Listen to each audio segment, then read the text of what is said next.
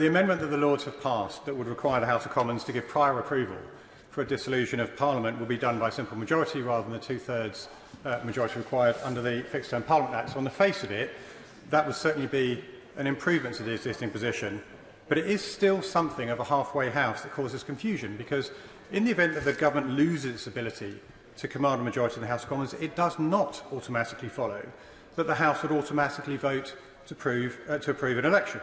It may be, for example, it may suit opposition parties to keep a lame duck government in place so that it could inflict parliamentary defeat after parliamentary defeat after parliamentary defeat as a means of further undermining confidence in the government.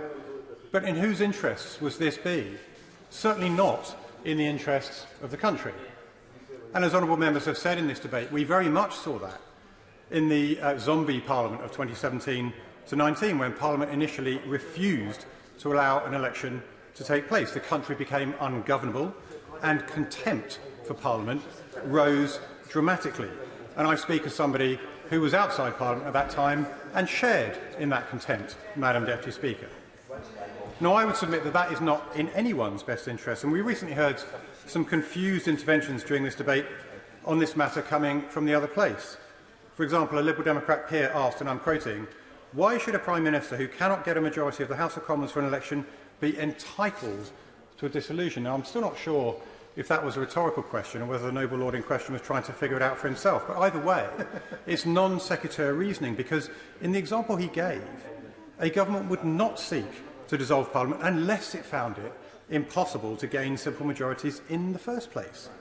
So, in my opinion, a rather better and frankly a rather more honest question to ask would be, why would Parliament want to avoid an election unless it feared that the result would go against its own wishes? And that's the real question that those who are supporting the amendment must ask themselves.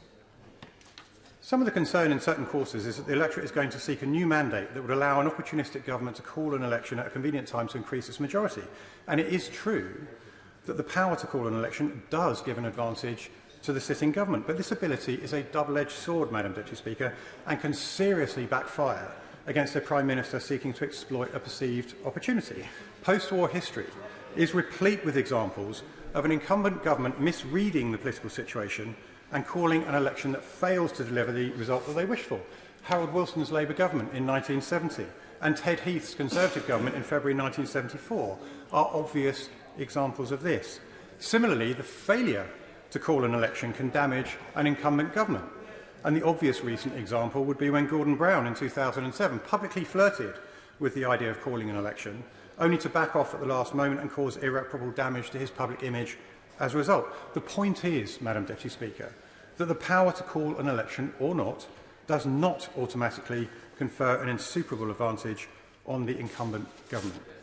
So the Lord's amendment, I think, is therefore completely unnecessary, and I will be continuing to support the bill as it stands. Yeah.